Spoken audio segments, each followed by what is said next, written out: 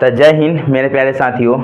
आज इस वीडियो में क्लास 10th के लिए फिजिक्स का पहला चैप्टर, जिसमें आप लोग के लिए प्रकाश का प्रवर्तन चैप्टर 1 रिफ्लेक्शन ऑफ लाइट, इसको हम लोग बोलते हैं। और रिफ्लेक्शन ऑफ लाइट यानी कहने को मतलब प्रकाश का प्रवर्तन का आज मेरा दूसरा दिन है। पहला दिन आप लोग के लिए प्रकाश का प्रवर्तन का पूरा आप लोग के लिए एक एक चीज़ बेसिक में पूरी अच्छी तरीक़ा से, यानी फिजिक्स का प्राचीन पिता, फिजिक्स का आधुनिक पिता, भारतीय फिजिक्स का भारतीय पिता किसको कहा जाता है, ये आप लोग के लिए टोटल एक एक चीज़ हम आपको समझा चुके थे और बता भी चुके थे, ठीक है ना।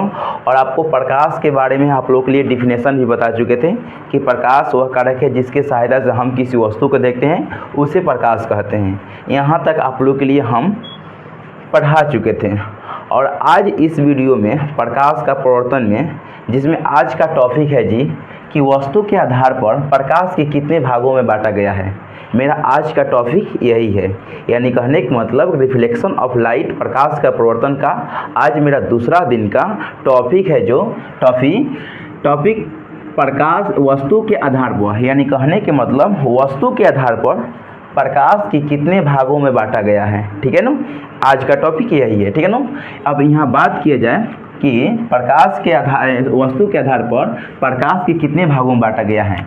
तो बाबू, वस्तु के आधार पर प्रकाश के दो भागों में बांटा गया है, ठीक है ना। कितने भागों में बांटा गया है? दो भागों में, ठीक है ना। यह बात याद रखिएगा, जब भी पूछेगा क्वेश्चन आप लोग के लिए ऑब्जेक्टिव में क्लास 10th के लिए, तो आप लोग ये क्वेश्चन को याद रखिएगा। आप लोग को ऑब्जेक्टिव में क्वेश्चन पूछता है कि वस्तु के आधार पर प्रकाश के कितने भागों में बांटा गया है, तो आप लोग बोलिएगा दो भागों में, ठीक है ना। कौन कौन? तो एक होता है प्रदीप्त वस्तु, एक होता है प्रदीप्त वस्तु, ठीक है ना। प्रदीप्त वस्तु होता है, ठीक है ना। और दूसरा होता है अप्रदीप्त वस्तु। क्या होता है? अप्रदीप्त वस्तु। अप्रदीप्त वस्तु होता है, ठीक है ना। यानी कहने का मतलब क्या हुआ कि वस्तु के आधार पर प्रकाश के दो भागों में हम लोग बांट दिए, ठीक है ना। यानी दो भागों के मतलब क्या हुआ? वस्तु। अब वस्तु किसको कहते हैं भाई? वस्तु किसको कहते हैं? दुनिया के कोई भी चीज़ आँख से लौके हम लोग को वस्तु है। लाइट, स्केच, ब्रेंच, मोबाइल, किताब, कॉपी, टेबल, जो भी कुछ हम लोग का आँख से लौक रहा है तो वही वस्तु है। लेकिन वही वस्तु को हम लोग प्रकाश के आधार पर कितने भागों में बांट दिए हैं? प्रकाश के आधार पर तो दो भागों में बांट दिए हैं। एक होता है जी प्रदीप्त और एक होता है अप्रदीप्त, ठीक है ना। जिसमें आप लोग के लिए अब उसी में प्रदीप्त में क्या होता है, जो वस्तु प्रकाश उत्पन्न करे उसे प्रदीप्त कहते हैं। जैसे अब इसका क्या हो जाएगा, अब इसका टॉपिक में आ जाएगा कि प्रदीप्त, इसे लिख दीजिएगा। और प्रदीप्त लिखे अब यहाँ का कीजिए, इसका परिभाषा का हो जाएगा जो वस्तु प्रकाश उत्पन्न करे, यहाँ लिख दे रहे हैं, ठीक है ना। जो वस्तु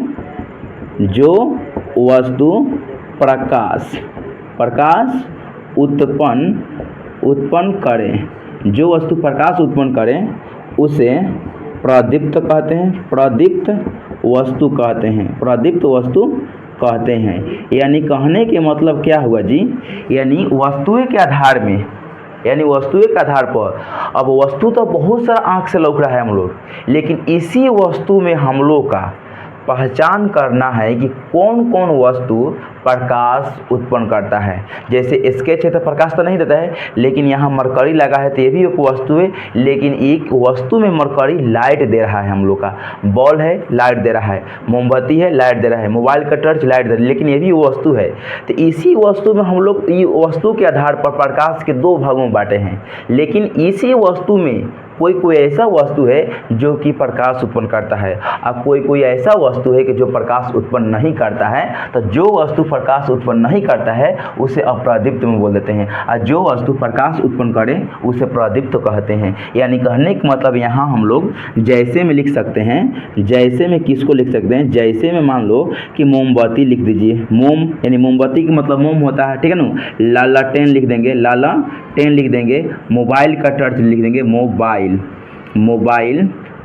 का टर्च, मोबाइल का टर्च इत्यादि डाल दीजिए। बहुत कुछ जो जो आपको आँख से आपको लग रहा है कि वह प्रकाश ये उत्पन्न कर रहा है, यानी इससे प्रकाश लाइट प्रकाश उत्सर्जित हो रहा है, तो आप लोग उसको लिख सकते हैं प्रदीप्त वस्तु। तो ऐसा क्वेश्चन आपको पूछता है कि निम्नलिखित में कौन प्रदीप्त वस्तु है, ठीक है ना। तो आप लोग के लिए बताना जरूरी है, ठीक है ना। जो वस्तु प्रकाश उत्पन्न करता है उसे प्रदीप्त वस्तु कहते हैं, जो वस्तु प्रकाश उत्पन्न नहीं करता है उसे प्रदीप्त वस्तु कहते हैं। जैसे अब इसका डिफिनेशन का हो जाएगा, जैसे यहाँ भी इसको टॉपिक में डाल दीजिए TOPIC, ठीक है ना। अब इसको लिख देंगे अप्रदीप्त, क्या लिख देंगे, अप्रदीप्त वस्तु, अप्रदीप्त वस्तु, ठीक है ना। अब इसको क्या करेंगे, अब इसको भी डिफिनेशन हम डाल देंगे, जो वस्तु प्रकाश उत्पन्न न करे, यानी वस्तुओं के बारे में पढ़ा रहे हैं तो जो वस्तु यानी दुनिया में कोई भी वस्तु प्रकाश उत्पन्न ना करेगा, जैसे स्केच है प्रकाश उत्पन्न नहीं करे, टेबल है, अलमारी है, बोर्ड है, इसे प्रकाश नहीं देता है, तो इसको हम बोलेंगे अप्रदीप्त वस्तु, ठीक है ना। अप्रदीप्त वस्तु जो वस्तु, ठीक है ना, लिखेंगे जो वस्तु जो वस्तु प्रकाश उत्पन्न न करे उसे अप्रदीप्त वस्तु कहते हैं, अप्रदीप्त वस्तु कहते हैं। यानी अब यहाँ कहने के मतलब क्या हुआ कि जो प्रकाश उत्पन्न न करे, जो वस्तु प्रकाश उत्पन्न न करे उसे अप्रदीप्त वस्तु कहते हैं। जैसे में लिख दिए स्केच, जैसे में लिख लीजिए, जैसे में लिख लो स्केच, बोर्ड, अलमारी। लेकिन एक और चीज़ याद रखिएगा, चंद्रमा जो है आप लोग के लिए बार बार बताता हूँ कि अप्रदीप्त वस्तु है। चंद्रमा जो है अप्रदीप्त वस्तु है। चंद्रमा जो है अप्रदीप्त वस्तु है, इसको आप लोग याद रखिएगा। जो अभी नाइट में उगा है ना जो चंद्रमा, इसको बोलते हैं अप्रदीप्त वस्तु। अप्रदीप्त वस्तु जो चंद्रमा है, जो रात में आप लोग के लिए थोड़ा प्रकाश हम लोगों का पृथ्वी पर देता है, तो चंद्रमा का खुद के प्रकाश नहीं है, ऐसा मत सोच लीजिएगा। ऐसा क्वेश्चन आपको बोर्ड एग्जाम में पूछ दिया गया है, तो ऐसा घबराने की जरूरत नहीं है। आप लोग से कभी पूछेगा कि निम्नलिखित में कौन अप्रदीप्त वस्तु है, तो आप लोग ये भी याद रखिएगा, चंद्रमा डालेगा तो चंद्रमा में मारिएगा कि चंद्रमा अप्रदीप्त वस्तु है, ठीक है ना। तो आप लोग अच्छा से याद रखिएगा अप्रदीप्त वस्तु कैसे है। तो देखिए, जैसे मान लीजिए कि वो तारा के अनुसार से चमकता है, उसका खुद के लाइट नहीं है जी, ठीक है ना, उसका खुद का लाइट नहीं है। जैसे मान लीजिए कि अगर दिन में सूर्य के प्रकाश अगर आ रहा है, हम शीशा के माध्यम से, समतल दर्पण के माध्यम से अगर हम वहाँ से प्रकाश लेकर शीशा के तरफ अगर हम दीवार पर बांट देंगे, ऐसे जाता है। आप लोग ऐसे प्रैक्टिकल आप लोग घर पर किए होंगे, छोटा बच्चा में हम लोग बहुत किए हैं। जैसे कि वहाँ से प्रकाश आ रहा है तो शीशा से अगर धीरे से घर के और उस पर शीशा पर समतल दर्पण पर प्रकाश डालेंगे, और जैसे समतल दर्पण पर प्रकाश यानी कहने के बाद शीशा पर जैसे प्रकाश आ जाएगा, और इसे अगर धीरे से मुचेंगे नहीं से घुमाएंगे तो प्रकाश इस पर से टकर पे वहाँ पर चल जाएगा।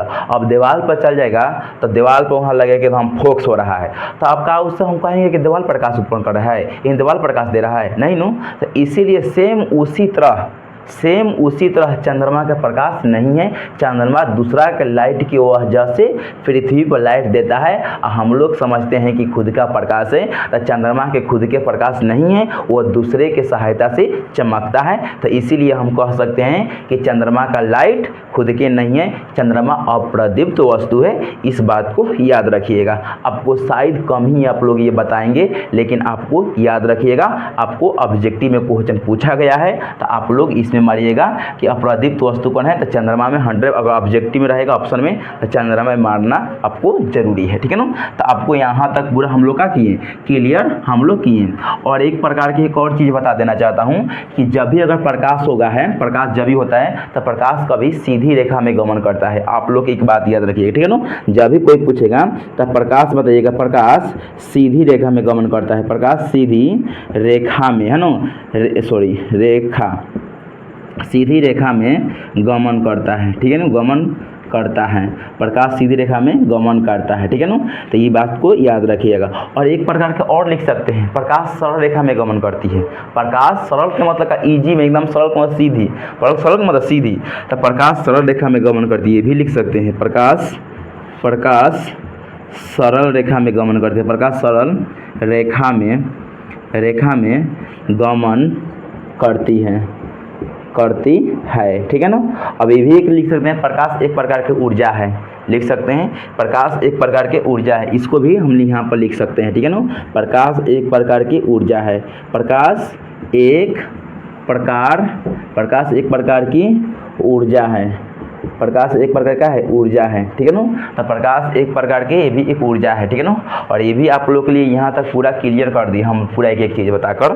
और आप लोग का टॉपिक का था कि टॉपिक था वही कि वस्तु के आधार पर प्रकाश के कितने भागों में बांटा गया है। तो वस्तु के आधार पर प्रकाश के 2 भागों में बांटा गया है, जो कि आप लोग के लिए बिल्कुल यहाँ एक लग रहा है प्रदीप्त वस्तु और एक हो लग रहा है अप्रदीप्त वस्तु, ठीक है ना। जो कि प्रदीप्त में होता है कि जो वस्तु प्रकाश उत्पन्न करें उसे प्रदीप्त वस्तु कहते हैं, जैसे मोमबत्ती, लालटेन, मोबाइल का टॉर्च इत्यादि, मतलब बहुत कुछ अभी प्रकाश उत्पन्न करता है। वस्तु का मतलब बता दिए हैं कि दुनिया के कोई भी चीज़ आँख से लगे वस्तु, वही वस्तु में 2 भागों में बांट दिया है। कोई वैसा वस्तु है कि प्रकाश उत्पन्न करता है और कोई ऐसा वस्तु है कि प्रकाश उत्पन्न नहीं करता है। तो इसी के आधार पर प्रकाश के 2 भागों में बांटा गया है, ठीक है ना। कोई भी घबराने की जरूरत नहीं है, ठीक है ना। अप्रदीप्त वस्तु में क्या होता है कि जो वस्तु प्रकाश उत्पन्न न करता है, ठीक है ना। जो वस्तु प्रकाश उत्पन्न न करे, यानी जो वस्तु, जैसे मान लीजिए ये वस्तु है प्रकाश उत्पन्न नहीं करता है, उसे अप्रदीप्त वस्तु कहते हैं। जैसे स्केच हुआ, बोर्ड हुआ, अलमीरा हुआ,